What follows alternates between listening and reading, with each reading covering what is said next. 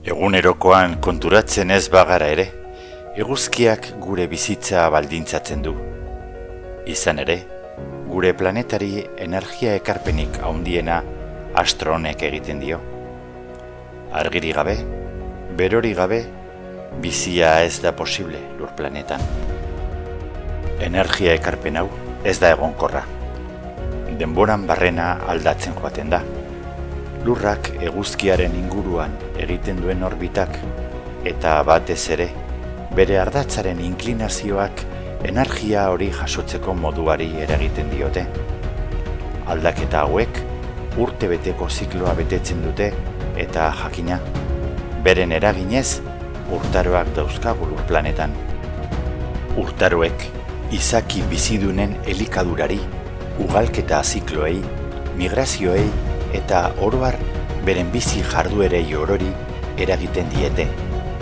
Gure espeziea noski ez da salbuespena.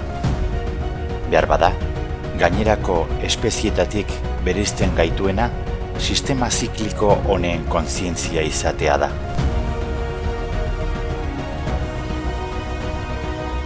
Egunaren eta gauaren iraupena, beren garrantzi praktikoagatik, gure arretaren xede izan dira beti. Ekinozioak eta solstizioak ospakizunerako eta erritualerako momentu esanguratsuak bihurtu ziren antzina, eta gaur ere gure egutegian lehentasunezko lekua izaten dute.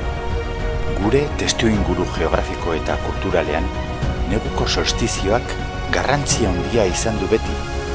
Eguzkiaren eta egunaren berpizkundia ospatzea garaien gauean sartzen ditu bere sustraiak. Antzinako Erroman antolatzen zen Sol Invictus jaialdia inperioko bazter guzietara hedatu zen. Garai berean ospatzen zen Saturnalia festan omen dugu Gabonetako oparien balizko hasiera bat. Euskal Herri askotan oraindik erretzen den Gabon zubila, sukilekoa edo bazterrekoa solstizioan erretzen zen enborraren oinordekoa da. Tradizio hau, Europako herrialde gehienetan kontserbatu da nola edo hala. Mendebaldeko herrialdeetan, solstizioaren ospakizuna Ego Berriak ordezkatu zuen. Nola nahi ere, garai guztietan eta munduko leku askotan ospatu da eta oraindik ospatzen da neguko solstizioa.